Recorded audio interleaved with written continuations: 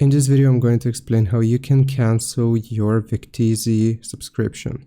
First, you will need to log in. You want to go to the Vecteezy website and sign into your account. Next, you will go to account settings, click on your profile icon, which is going to be found in the top right corner, and then choose account settings or billing. You will then find your subscription. You want to look for a section labeled subscription, billing, or plan details.